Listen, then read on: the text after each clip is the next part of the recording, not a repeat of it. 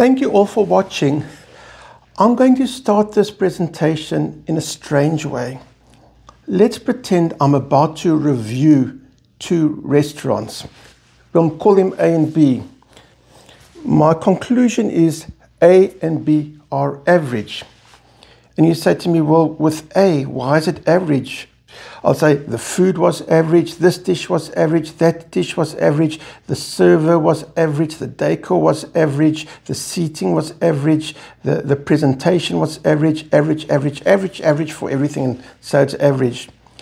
And restaurant B, it's average, but this dish was excellent, that dish was terrible. The server was excellent, the decor was terrible.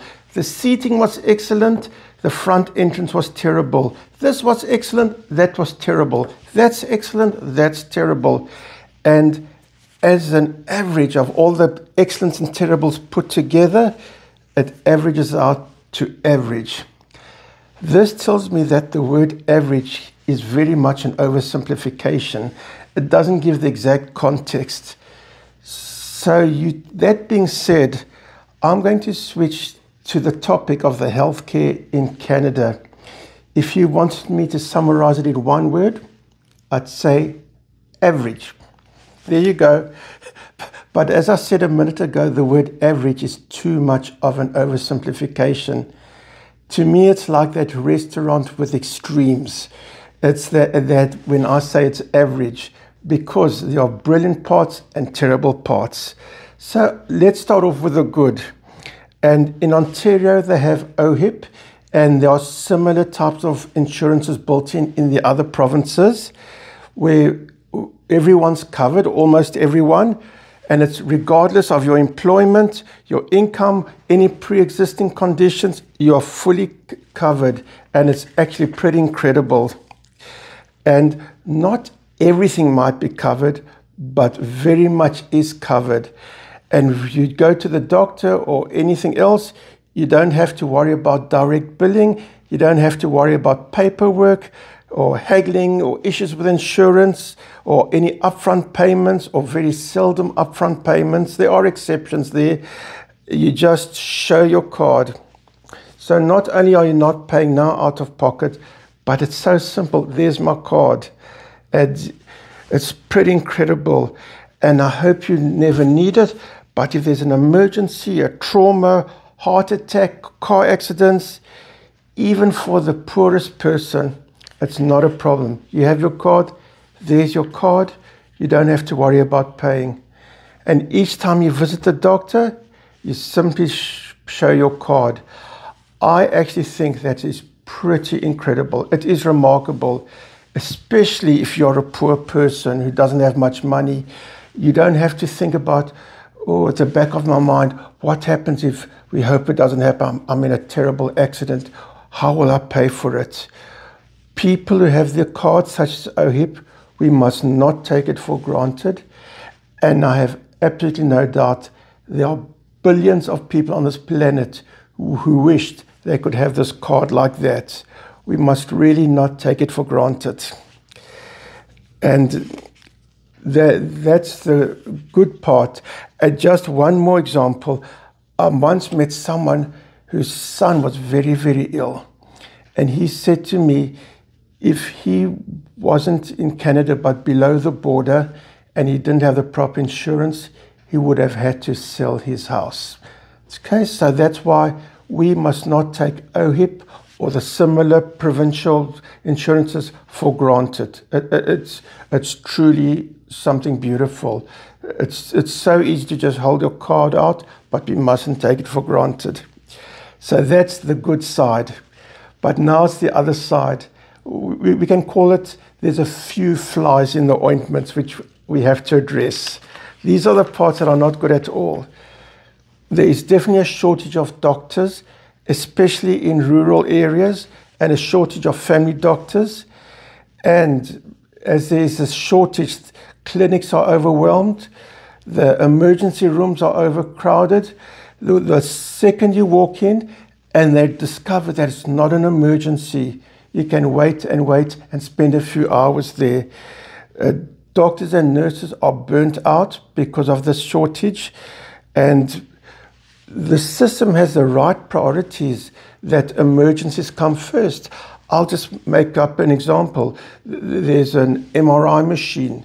This man is in a serious accident, it's life or death. That person's had the same injury for years and we need to look after it. Which comes first? Of course, the emergency comes first. So the priorities there, emergencies come first.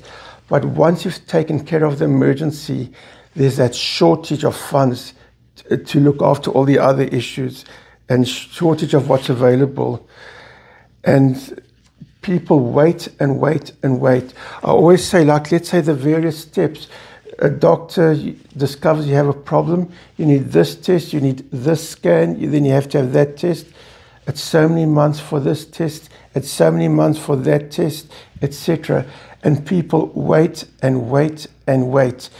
And what I have seen many times, depending on the injury, let's say you've got an ultrasound result or an MRI result, by the time they've reached the right step or the right doctor, those results are out of date and they send you back again.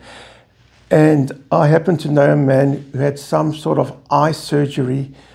If I remember correctly, he said he waited 9 months for that surgery.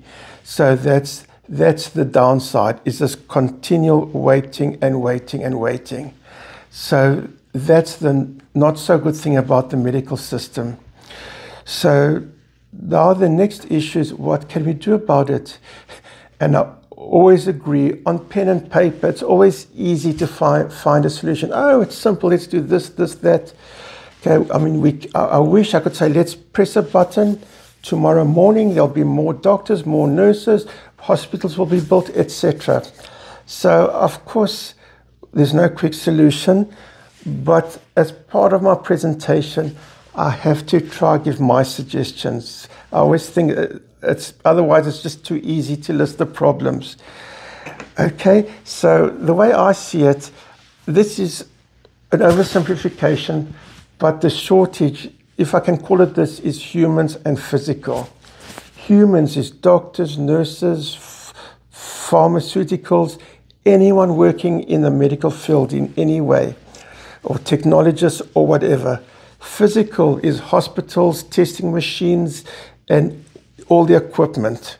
Okay, so as I see it, there is a shortage of both.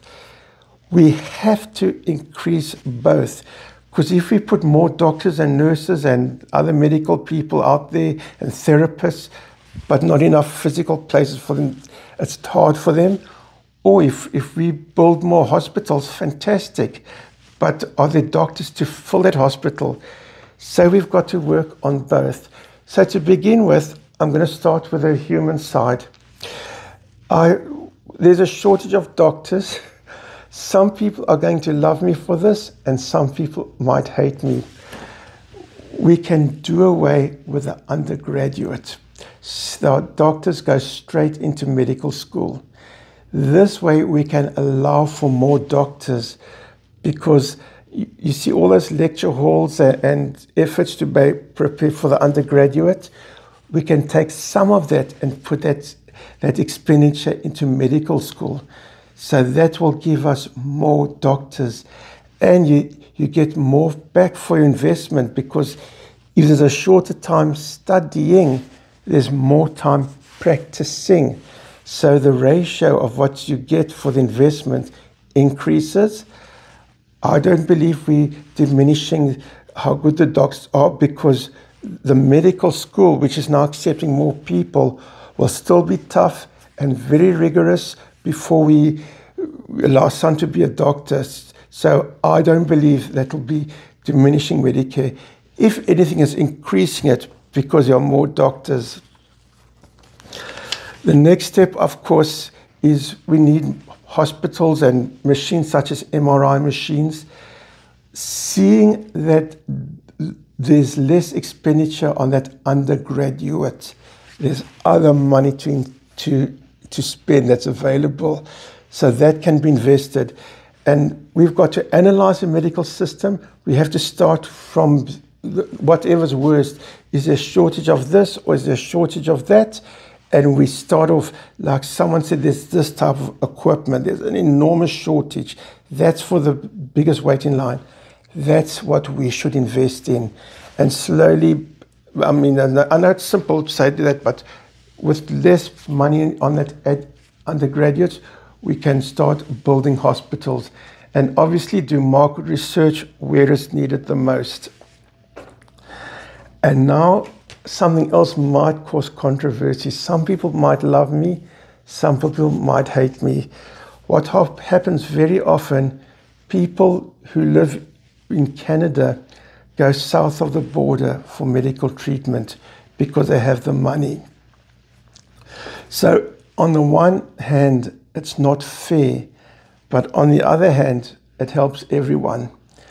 I'm going to give you a simple example. Let's say I've got 10 cookies here. 5 people want cookies. The fairest way is to give each person 2 cookies. It's the same number of cookies. Let's say that's one way. Another way is this, for some reason we managed to do this. That's method A. Every person gets 2 cookies. Method B. This one gets 3 cookies, that one gets 5 cookies, this one gets 7 cookies, this one gets 4 cookies, etc. Whatever the number of people is. Method B is not fair because some people are getting more cookies than others, but they are getting more cookies than the first method where everyone had the same number of cookies. So this is a paradox. What's better, a system that's fair or a system that's not fair, but everyone else is better off than they were in the fair system? It's actually something that's not easy to come to a conclusion. There's advantages in each. And also it's human nature to compare yourself to others. What I mean is if I get 3 cookies and that person has 5 cookies, I'll say, hey, that's not fair. But if we each had 2 cookies, I'll say, there, it's fair. Meanwhile, I don't realize I'm better off. So for that reason, I hate to do this, but we really have a shortage of doctors or whatever. We should encourage some people who have the funds to go south of the border for whatever treatments. It is horrible because it's not fair, because wealthier people are getting treated first, but it's like the cookies. The poorer people are still benefiting because they have a shorter lineup, okay? And there'll be more available for them. I'm going to make up a fun example. Let's say I'm making this up, there's some sort of theater, some sort of show. We pay $10 to watch the show. There's a lineup to go and watch the show. I'll make up a number. There's 100 people waiting in line. Each pay $10. That's $1,000. It's first come, first serve, and we're in the line. Let's say there's 100 people in front of us. Some people out of nowhere are given a free entry to another theater in front of, hey, that person in front of gets free entry. That person gets free entry. That person is removed from the line and gets free entry somewhere else. On the one hand, that's not fair. I'm waiting in line and they just quickly taken for free entry somewhere else. But on the other hand, each time someone is taken out, that lineup gets shorter. And remember, we said, I made up this number, 100 people pay $10, approximately 100 people, that's $1,000.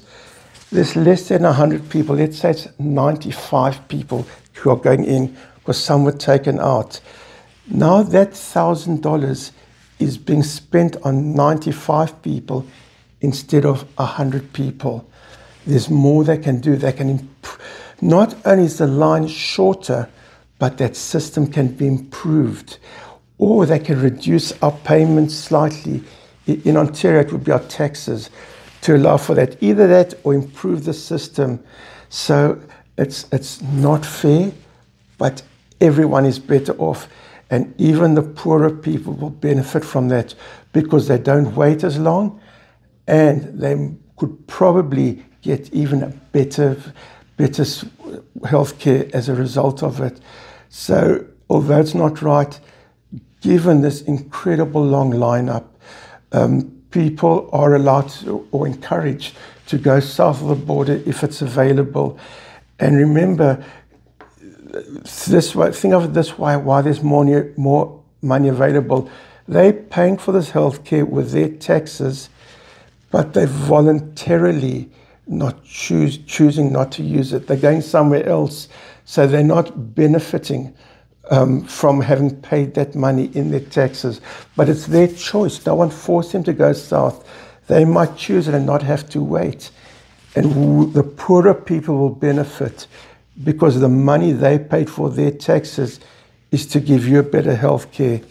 So that's, to me, given the situation, is what I think we should do it. You see, there are very good parts, fantastic parts of the healthcare, which I said, which we must not take for granted. But I also showed parts that need improvement. We should finish the job. And as I said earlier, our system overall is average, but not average, because the word average is too much of an oversimplification. This is quite a paradox. As always, what are your thoughts? What do you rate my presentation? I hope you rate it at least better than average. And thank you all for watching, and I appreciate it, and talk to you all soon.